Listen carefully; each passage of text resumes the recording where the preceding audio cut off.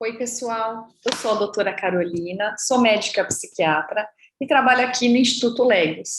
Hoje eu vou falar de um tema que, apesar de estar sendo um pouco mais divulgado, está longe ainda de ter a repercussão que merece. É um tema importantíssimo. Eu vou falar de alguns transtornos mentais mais comuns no puerpério. Esse nome causa estranheza, mas é algo que todo mundo conhece alguém que já viveu, ou você mesmo que está assistindo já passou por isso. O puerpério é a fase após o parto na vida da mulher, que compreende algumas alterações físicas, mentais e sociais. Mas para que a gente consiga falar sobre puerpério, eu não posso deixar de falar sobre a gestação. Então, a gente vai voltar um pouquinho antes de falar sobre o nascimento do bebê. Nós vamos falar sobre o período da espera do bebê. A gente pode imaginar que esse período é carregado por bastante ansiedade. E ansiedade entende-se por medo. Medo, como que vai ser esse bebê? Medo se vai ter algum problema de saúde. Como que vai ser o parto? Será que eu vou dar conta? Será que eu vou conseguir ter um parto normal? Será que eu vou conseguir ter a cesárea? Será que eu vou dar conta de amamentar? Como que é ser mãe? Apesar de ser um tema amplamente divulgado, se a gente der um Google, a gente vai achar muitos textos sobre a maternidade, de fato, a gente nunca vivenciou isso na prática. Então, é um tema que exige bastante preparação. A mulher passa nesse período por uma série de alterações hormonais, por exemplo. Além dessas alterações hormonais, o corpo vai se modificando, a autoimagem também vai se transformando. No pós-parto imediato, a gente já percebe alterações reais, concretas, físicas, seja a dor da incisão, seja a dor dos pontos que você tomou, a cólica que vem depois da contração uterina. No momento do pós-anestésico, existe um período de sangramento que a gente chama de lóquio. A mulher passa por um período de sangramento que pode ir até 20 a 30 dias. É bastante incomodativo, vocês podem imaginar. Além disso, a gente tem o que a gente chama da apojadura, que é a descida do leite. Para algumas mulheres pode vir com intenso desconforto, tremores e até calafrios, além dos aspectos da própria mama, que podem ficar bastante inchadas, engurgitadas, com fissuras. Então, são todos aspectos reais da maternidade que chegam já de início, já de prontidão após a chegada do bebê. A gente pode dizer que a maternidade, que a chegada, o nascimento de um filho, é um processo de luto. Mas, peraí, luto não é só para a morte, não é algo só voltado para algo ruim? Não. Luto é um processo de transformação, que pode ser tanto para algo bom ou ruim, mas algo impactante na nossa vida, algo que nos modifique. Então, por exemplo, no caso da chegada de um filho, existem muitas transformações em vários âmbitos. Começa aqui, a mulher muda de posição, ela deixa de ser filha para se tornar mãe. Parece algo óbvio, mas é a chegada de um novo ser. Então, há uma transformação também no núcleo familiar. Antes eram, por exemplo, duas pessoas, no caso, pai e mãe, na chegada do primeiro filho, e aí um novo indivíduo passa a compor essa dinâmica familiar. É como se chegasse um estranho no pedaço mesmo. E até que as coisas se ajeitem, até que os papéis sejam acomodados, isso pode também causar uma estranheza de todos. Além disso, existe uma transformação da profissão. Como assim? A mulher do século XXI foi preparada e cada vez mais super especializada para atuar em uma determinada área no mercado de trabalho. Então, a gente passa por cursinho, faculdade, MBA, doutorado, mestrado, pensando e se debruçando sobre uma carreira específica. E aí, de repente, sem nenhuma preparação, sem nenhum curso prático, a gente passa a ter um papel de cuidadora. Eu brinco com algumas pacientes e digo que é um papel de home care, né? Mas é para ilustrar de que você vai fazer parte você vai ingressar em uma nova carreira, nunca antes pensada no sentido prático. Então, surgem aí algumas dificuldades, por mais que você seja da área da saúde, não importa, nesse momento você é leiga nesse assunto. E aí, para algumas mulheres, essa ansiedade de estar num papel novo pode trazer um desconforto maior. Além do fato, é claro, de que se a gente vai cuidar de outro ser totalmente dependente da gente, é comum que por um período a gente deixe de cuidar de si mesma, passe a olhar mais para o outro. E aí a gente passa a se sentir desamparada em alguns momentos, descuidada.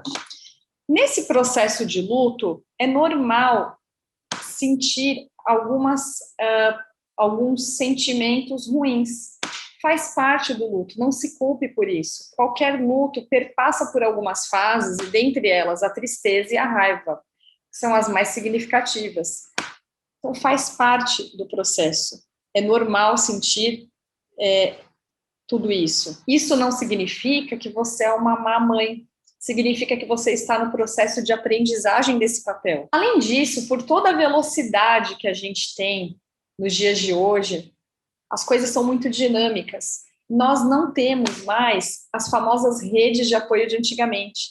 Se a gente pensar lá na época das nossas bisavós, talvez avós, as mulheres se reuniam e tinham esse papel muito bem estabelecido social. Então, às vezes até fisicamente, moravam em locais próximos, às vezes até compartilhavam ambientes, quintais juntas, e passavam de familiar para familiar, mãe para filha, tia, avó, os conhecimentos relacionados à maternidade, as famosas crenças populares. A gente considera que essa rede de apoio era importantíssima e que agora foi se perdendo. Principalmente no momento de pandemia em que estamos vivendo, em que o isolamento se faz mais necessário, a maternidade, principalmente a primeira maternidade, é vivenciada como uma forma mais solitária e, consequentemente, com mais inseguranças, mais sensação de desamparo. A gente sabe também que depois que o bebê nasce, existe um período aí de privação de sono. Então, na gravidez, toda aquela expectativa, aquela ansiedade, aceleração da nossa parte emocional, psíquica, e aí quando o bebê nasce, parece que tudo isso é como se o corpo desligasse. Então, há uma falta de energia já desse processo todo de expectativa do nascimento, e além disso, somada a parte de exaustão física relacionada à privação de sono e excesso de trabalho. Por todos esses fatores que eu comentei, a gente percebe que o pós-parto é um período de maior vulnerabilidade na vida da mulher para desencadeamento e para piora de quadros emocionais, de transtornos mentais. E hoje eu vou falar para vocês dos 3 mais comuns e mais importantes nessa fase, que são o blues puerperal, a depressão pós-parto e a psicose puerperal. O blues puerperal é o quadro mais comum. Tem alguns estudos que demonstram que podem chegar até 85% das mulheres. Você imagina a quantidade de pessoas à sua volta que já sofreu com esse transtorno, ou até mesmo eu posso estar me referindo a você, que pode nem ter percebido ou nem diagnosticado. É um transtorno leve, ele é passageiro, ele pode vir desde o primeiro dia, mas o pico é em torno do 5º dia, e geralmente de 2 a no máximo 3 semanas, ele é resolvido sozinho, sem tratamento nenhum, ele melhora. Na maior parte dos casos, ele melhora mesmo. E ele é marcado por um quadro de instabilidade emocional, apatia, um choro fácil. Parece que a mulher fica mais sensível a tudo isso. É como se fosse uma depressão bem leve. E o tratamento para isso é não banalizar as queixas da mulher, ter suporte adequado, orientação adequada. Então, o suporte familiar e do cônjuge nesse momento são importantíssimos. Nesses quadros mais leves, não é indicada a medicação. Nós não medicamos essas mulheres. E a psicoterapia pode ser bem-vinda. Em resumo, o principal no blues puerperal é o apoio da família e do cônjuge para o fortalecimento dessa mulher em ações como amamentação, deambulação, ter um momento para si mesma no mais breve possível. E o segundo quadro que eu vou falar é a depressão pós-parto. Tem algumas teorias que dizem que a depressão pós-parto é, na verdade, uma evolução do blues puerperal que não melhora sozinho. Então, que evolui com a cronificação e piora. E é por isso que esses autores defendem que a depressão pós-parto vem em torno de 2 semanas a 3 meses após o nascimento do bebê. Esse quadro é bem mais grave. Esse quadro é marcado por alguns pensamentos recorrentes que parecem absurdos, mas que a pessoa pode não controlar. Por exemplo, não vou dar conta, olha o que eu fiz com a minha vida. São pensamentos que nem sempre fazem parte da realidade, mas que naquele momento são muito fortes e persistentes. Tem um desânimo marcante, choro, apatia importante, apatia intensa, algum distúrbio de sono, ou a paciente fica muito sonolenta ou não consegue dormir, alteração de apetite, pode acontecer pensamento de morte em relação a si mesma, suicídio, ou, mais raramente, em relação ao bebê. Pode acontecer, nesses casos também, uma recusa em cuidar do bebê, uma dificuldade no vínculo e na aproximação. Por outro lado, pode ter uma marcante insegurança e dificuldade nos cuidados com o bebê, ou irritabilidade. Também é comum que venha acompanhado de crises de pânico, como coração acelerado, sensação de falta de ar, dor no peito e outros sintomas físicos. Esse quadro é bastante grave. E a gente tem que ficar atenta na prevenção dele.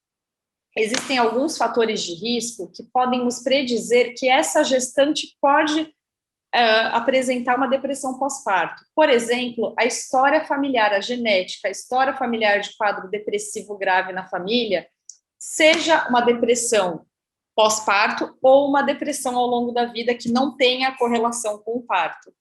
Além disso, falta de suporte social, como é que está o relacionamento, como é que está o vínculo com esse cônjuge, qual foi o contexto que aconteceu essa gestação, ela foi desejada, ela não foi, ela foi bem aceita. Essa avaliação se faz necessária tanto pela família quanto pelo profissional que atende, no caso, algum profissional da enfermagem ou médico obstetra. A gente sabe que o quadro de depressão pós-parto no Brasil chega em torno de 19% a 20%, então não é um quadro tão raro assim. Existem alguns fatores de proteção que também me predizem que uma paciente vai ficar bem após o parto, não tem só fator de risco. O fator de proteção tem a ver com o otimismo dessa mulher, com a personalidade dela ser mais resiliente, com o fato dela estar no bom relacionamento, e esse tratamento de prevenção ou até mesmo de um diagnóstico precoce é importantíssimo, porque tem alguns estudos que demonstram que a depressão pós-parto e outros quadros graves no pós-parto, mentais, ocasionam algumas repercussões cognitivas e emocionais no bebê. Fizeram segmento com alguns bebês e perceberam essa correlação. E, por último, a gente tem a psicose puerperal, que ainda bem é bastante rara, pode chegar até 1% da população, e é um quadro em que a paciente, no pós-parto, por algumas alterações químicas e psíquicas, sai da realidade, então passa a ter delírios, geralmente em relação ao bebê, e algumas alucinações, geralmente visuais ou auditivas. É um caso, pelo iminente risco de suicídio ou de morte para o bebê. Nesses casos, a gente precisa ter uma atuação bastante em conjunto com a família e com a equipe de saúde, muitas vezes requerindo internação. Existem algumas escalas em que os médicos, tanto psiquiatras quanto obstetras, podem aplicar nessas gestantes na identificação, no auxílio à identificação desses transtornos, principalmente na depressão pós-parto. Então, pensando na possibilidade de depressão pós-parto, ou até mesmo blues puerperal, buscar ajuda imediata.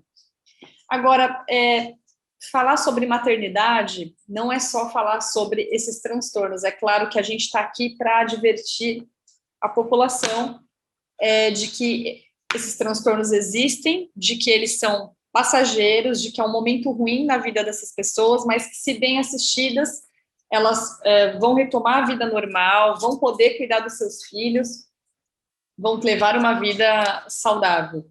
E a gente precisa falar também que a maternidade é um processo de luto em que uma nova vida é criada, uma nova vida é transformada, você ganha uma nova vida. E que se fosse algo ruim, as pessoas não teriam seus próximos filhos, não é? Então, esse processo traz coisas muito positivas. Por exemplo, o vínculo que é estabelecido é muito poderoso, dá a chance da mãe ter um aprendizado com questões emocionais importantes.